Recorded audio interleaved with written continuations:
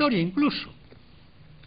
Yo digo a veces en broma y en serio que los católicos de ahora deberíamos llevar en el bolsillo un diccionario católico para saber, cuando usted habla con otra persona, aunque sea también católica, porque el amor, perdón, ¿usted qué entiende por amor? Porque la libertad, porque el dinamismo, enseguida el diccionario, dinamismo. Ah, pero esto nada que ver. Amor es esto es lujuria, esto no es amor. Esto, ¿se dan cuenta de lo que quiero decir? Es la nueva Babel, la confusión del lenguaje, producida justamente por el diablo, precisamente. Se debe promover, decía el directorio catequístico, se debe promover una pastoral de la doctrina y de la cultura cristiana. De ahí la importancia, enseguida, tercero, a la catequesis. Hay una crisis, y yo diría también hasta un cierto drama dentro del campo de la catequesis. Yo diría que los primeros que deberían ser catequizados son los catequistas. El cardenal Ratzinger, con toda su autoridad, como saben, dice: puesto que la teología ya no parece capaz de transmitir un modelo común de la fe, también la catequesis se halla expuesta a la desintegración, a experimentos que cambian continuamente. ¿Se acuerdan de la famosa esa hoja de ruta número 5? Bueno, pasemos la página. Pasemos la hoja.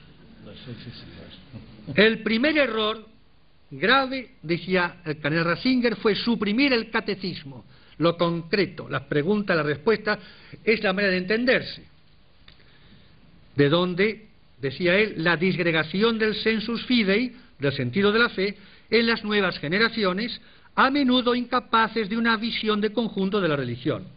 Por eso la necesidad de una base catequética sólida, doctrinalmente, completa, íntegra, práctica, que sirva para la vida, didáctica, fácil de retener y actualizada, al ritmo del magisterio de la Iglesia. Estamos esperando, y con qué impaciencia, diría yo, el nuevo catecismo universal. Y todavía van a ver después las interpretaciones, las relecturas, los comentarios, pero por lo menos yo lo tengo ahí lo tengo ahí. Para enseguida, ahí, punto de consulta de referencia. Cuidado. Tercer presupuesto, necesidad del testimonio personal. El punto más importante es el ardor, es decir, la santidad, el fervor. Si no tenemos al Espíritu Santo, si no palpitamos, si no vibramos, si no somos lenguas de fuego, porque tenemos a Dios con nosotros, a Cristo con nosotros, a la Iglesia dentro de nuestro corazón, ¿y qué vamos a evangelizar? ¿A quién vamos a convencer? No somos nosotros los que evangelizamos, es Cristo en nosotros, el único que puede evangelizar. Cristo por, con y en mí, como instrumento, por supuesto. Yo diría Cristo a pesar de mí. Los primeros que debemos ser evangelizados somos los evangelizadores, laicos y clérigos.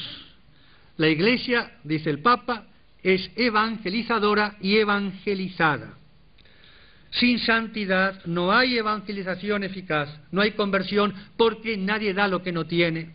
Nuestras palabras serán muy lindas, tal verdad, harán cosquillas en los oídos, dirá San Pablo, pero no tenemos fuerza, no podemos dar lo que no tenemos. Podremos a lo sumo convencer doctrinal, intelectualmente, pero no conmover, no convertir, que es exclusivamente obra de la gracia, del Espíritu Santo. Acordémonos de la alegoría de la vid de los sarmientos en San Juan capítulo 15. Sin mí, dice Jesús, nada podéis hacer. Cristo quiere que yo le preste le preste mis manos, le preste mis pies, le preste mi inteligencia, mi boca, para que Él a través mío pueda Él seguir evangelizando. Tenemos que ser testigos, dar testimonio. Y ser testigos, sabemos, es dar testimonio, valga la redundancia, decir lo que hemos visto, lo que hemos tocado, lo que hemos presenciado. Usted, señora, ¿lo vio? Sí, yo estaba presente. ¿Y cómo fue el accidente? Yo estaba presente. Yo lo vi. Esto es ser testigos. Yo he visto a Cristo, lo he tocado por la fe, desde luego. Yo lo siento, yo lo vivo. Lo que decía San Juan en el prólogo de la primera epístola. Lo que era desde el principio, lo que hemos oído, lo que hemos visto con nuestros ojos, lo que contemplamos y palparon nuestras manos tocando al verbo de vida, lo que hemos visto y oído, vuelve a repetir, es lo que anunciamos a vosotros. a fin de que viváis también en comunión con nosotros. Y esta comunión nuestra es con el Padre y con su Hijo Jesucristo. Os escribimos esto para que vuestro gozo sea completo, sea pleno, colmado. Porque la vida se ha manifestado y nosotros hemos visto y damos testimonio y os anunciamos la vida eterna que estaba en el Padre y se nos manifestó. San Juan, primera epístola. Por eso la Iglesia nos presenta siempre los modelos, que son los santos. Los modelos que fueron los primeros cristianos, comenzando por los apóstoles, los modelos que fueron aquellos grandes e intrépidos misioneros hace 500 años, gracias a los cuales nosotros tenemos fe ahora. Por eso la evangelización, dirá Santo Tomás, es contemplar y dar a los demás lo que hemos contemplado. Sin vida de oración, sin vida contemplativa, ¿qué vamos nosotros a dar a los demás? Y yo pregunto, ¿y qué método emplearon los santos? Muy sencillo, la santidad. Los santos no necesitaban de tantas comisiones y subcomisiones. Soy un poco hiriente, mordaz, un poco irónico, perdónenme, pero entiendo lo que quiero decir. Por supuesto que son necesarias las comisiones, las subcomisiones, pero no es lo más importante. Lo más importante es la santidad, es el Espíritu Santo dentro. Y sin tantas comisiones, sin tanto viaje y tantos congresos ni nada, hacían mucho más que nosotros muchas veces. Creo que me entiendo lo que quiero decir.